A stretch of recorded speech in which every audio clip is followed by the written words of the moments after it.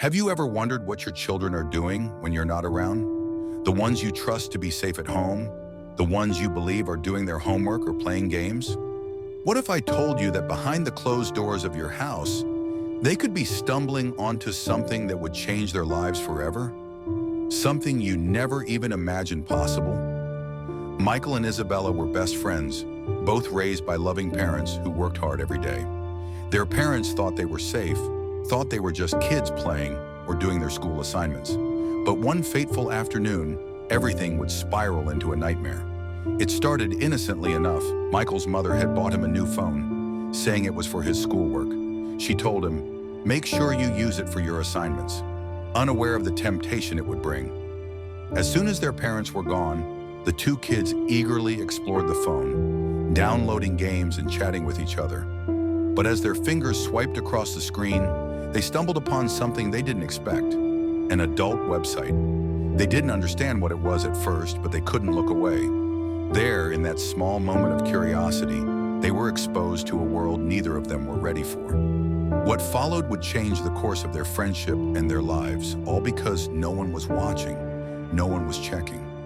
The consequences of their discovery would be far-reaching, and the parents would have no idea what had truly happened in their absence. Michael's heart raced as his finger hovered over the strange link on the phone screen. He looked at Isabella, who seemed equally unsure. "Do you think we should click it?" she asked, her voice low. Michael bit his lip, torn between the fear of what might happen and the overwhelming curiosity that pushed him to explore. He had heard about such things before, whispers from older kids at school, but he never imagined he'd actually stumble across it himself. With a deep breath, Michael tapped the screen. The page loaded, and suddenly a rush of unfamiliar images and sounds filled the screen. Isabella gasped, and Michael quickly pulled his hand away, his mind racing. "What is this?" he whispered, not sure how to process the strange feelings bubbling inside him. Isabella, her face pale, stared at the screen, her fingers frozen. "I don't know, but it's not what we're supposed to be seeing." The phone buzzed with notifications, but neither of them moved. It was as though they were stuck in place, hypnotized by the forbidden world they had discovered. The content was disturbing, confusing, and yet there was something about it that felt exciting. "Let's not tell anyone," Isabella said after a long silence.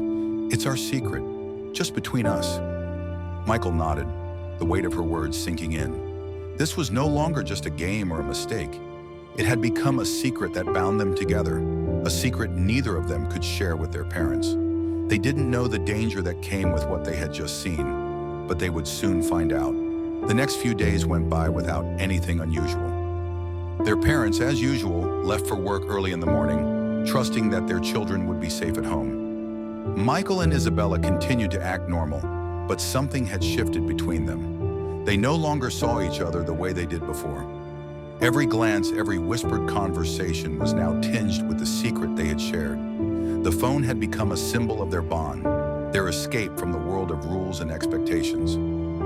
One afternoon after school, they found themselves again in Michael's room, staring at the phone. Michael was hesitant at first, unsure if he wanted to dive back into the world they had discovered. But Isabella seemed eager. "Let's see what else is there," she urged, her eyes wide with excitement and fear. Michael didn't say anything, but he couldn't stop himself from clicking the link again. This time, it felt different. They weren't just curious, they were hooked. The hours passed in a blur, their minds consumed by the content they couldn't fully understand, but couldn't tear themselves away from either. Michael and Isabella had crossed a line they couldn't uncross. The phone, meant for homework and learning, had become their gateway to a dangerous and unsettling world. They both knew they were doing something wrong, but the pull was too strong. Every time they turned the phone on, they were drawn back into the cycle. Neither of them knew how to stop, and neither of them wanted to admit to their parents what had really been happening when they were supposed to be studying. As the days went on, the bond between Michael and Isabella's secret deepened, but so did the consequences of their actions. The phone, now a tool of secrecy, was no longer just a source of entertainment. It had become a dangerous influence, shaping their thoughts, their actions, and their desires in ways neither of them could fully understand.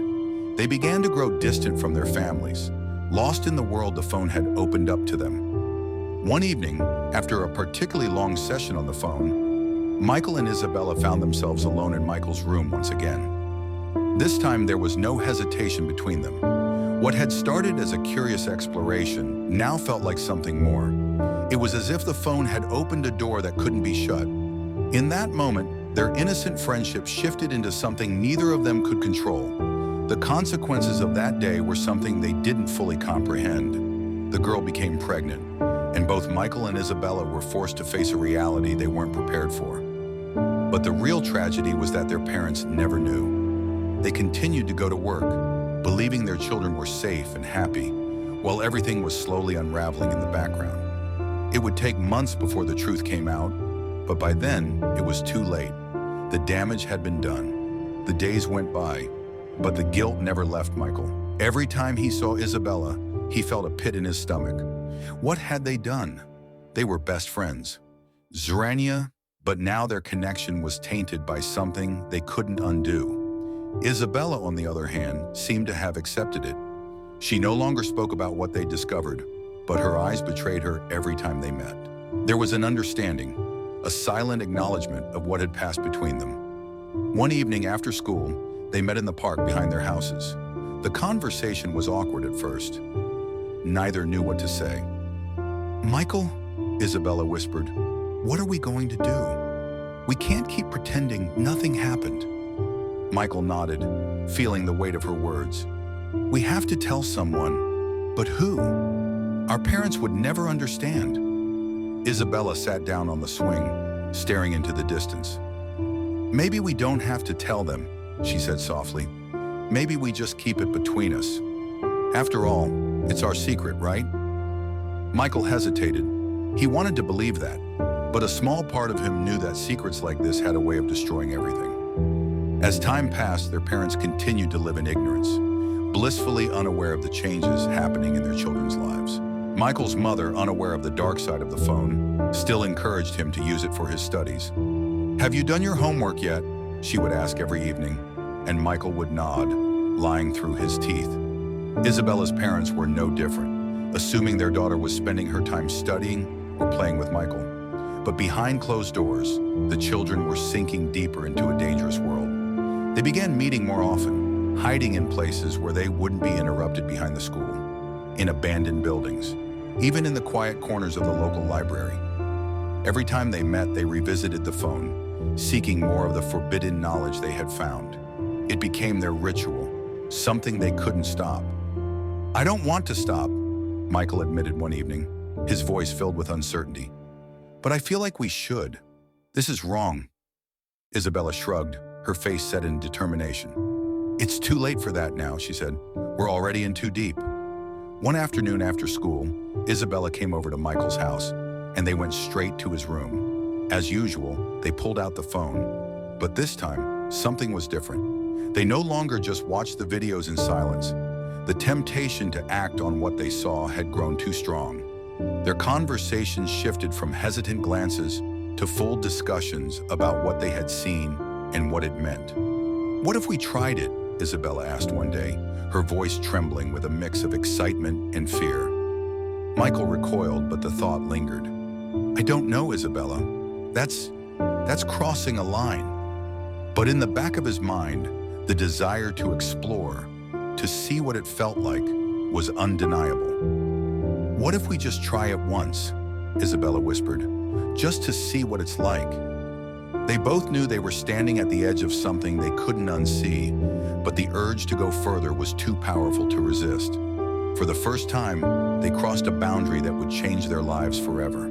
The phone had opened a door, but it was their actions that pushed them through it. Weeks went by, and the weight of what they had done started to show.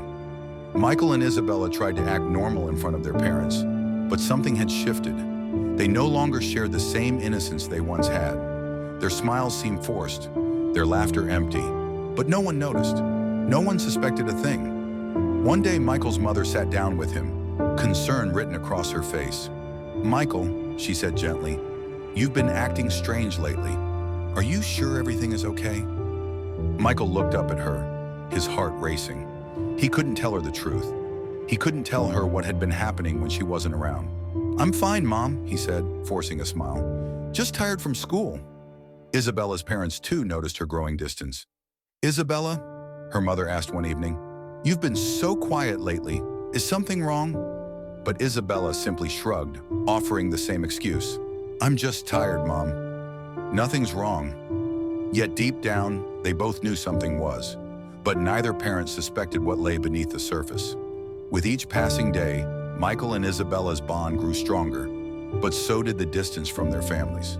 The phone remained their secret. They would meet in private places, continue exploring the dangerous world they had uncovered. They didn't know how to stop, and each time they tried to break free, they were pulled back in. Their lives began to unravel in subtle ways. Michael became withdrawn, skipping meals and avoiding his friends. Isabella became more distant from her parents, spending hours alone in her room. They were both consumed by the secret they shared, unable to escape the dark grip of what they had discovered. The inevitable happened. One evening, after another secret meeting, Isabella realized something was wrong. She hadn't felt this way before. She was late in a way she couldn't ignore. Panic set in as she realized the consequences of their actions. She immediately called Michael, her voice trembling with fear. "Michael, I think something's wrong. What if I'm pregnant?" Michael's heart skipped a beat. He had been expecting this, but hearing Isabella say the words out loud felt like a punch to the gut. "What are we going to do?" Isabella whispered, her voice filled with terror. The fear was overwhelming, and neither of them knew how to deal with it. They couldn't tell their parents. They couldn't go back to the world they once knew. They were in this together, but now they were trapped.